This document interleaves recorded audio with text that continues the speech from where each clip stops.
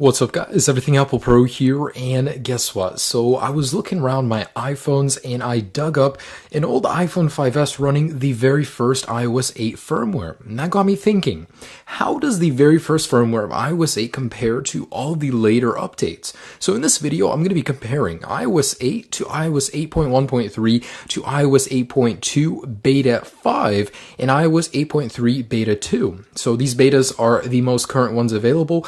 Of course, iOS 8.1.3 is the current firmware, and 8.0 is where it all started. So I'm going to be comparing this on an iPhone 5S, basically running some speed tests, seeing how far iOS 8 has come since its original initiation. Now, iOS 8.0 was probably one of the most unstable and buggiest releases I've ever used. Apple did fix it, they released some minor updates after then to make it a little bit better, but it was probably the benchmark of low, so I'm really curious how Apple improved after then. Now, 8.1.3 is the current firmware. It was released to optimize the OS size, so it reduced the amount of memory the iOS update used, and overall it's a very stable firmware, no complaints here. Now, iOS 8.2 Beta 5 is the newest version of the beta series.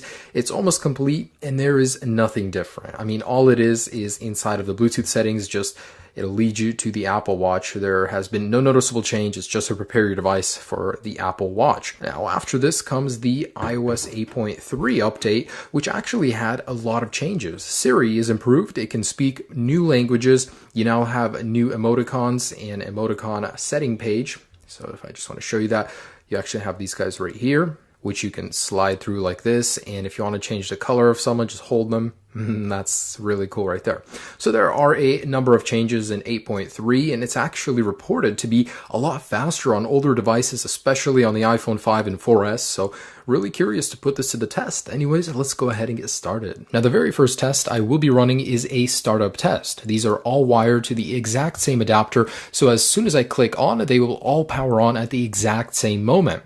Now, they have all been reset to their factory settings. There's not a thing on them except for the two application tests we will be running, and not that it matters, but these are all 5S CDMA models. Okay, so let's go ahead and start this test.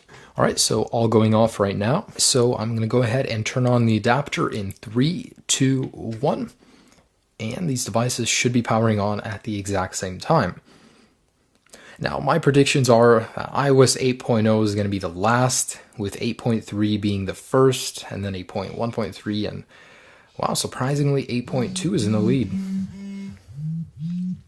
So it looks like it's a really close call, but it was 8.2, 8.1.3, and then 8.3, and lastly 8.0. So I was right on one of them at least. A little bit surprising, but iOS 8.0, of course, was a given that it would be last. All right, so with all applications cleared out of the app switcher, I'm going to go ahead and attempt to launch some applications at the very same time. So with camera first.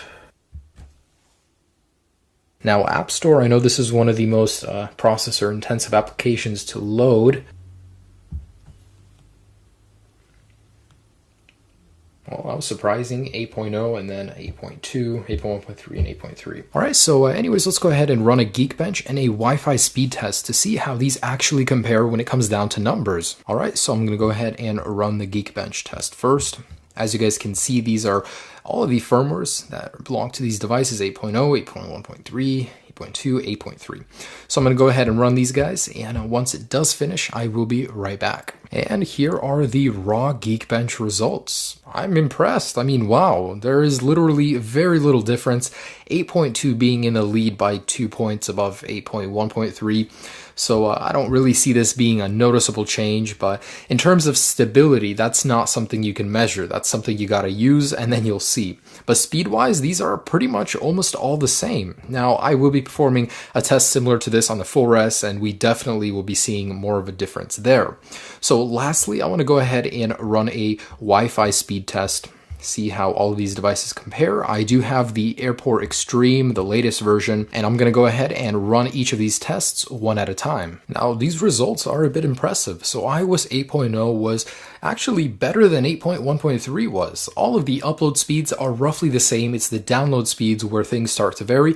So 8.0 to 8.0.3, we saw a decrease on 8.1.3 and then a steady increase on each beta. Now, if Apple is really making changes to the Wi-Fi, I'm impressed because I can already see the results thanks to these tests. So Wi-Fi speeds do vary greatly, better on the newer betas. So guys, that's just about it. That's my comparison between iOS 8.0, 8.1.3, 8.2 beta 5, and 8.3 beta 2. I'm actually pretty impressed with the new betas. They did very well compared to the older firmwares. iOS 8.0 isn't too bad when it comes to speed. It's the stability where that firmware lacks. But overall, good job, Apple. You're making steady progress. Anyways, hope you enjoyed this video, guys. Have a great day. Peace.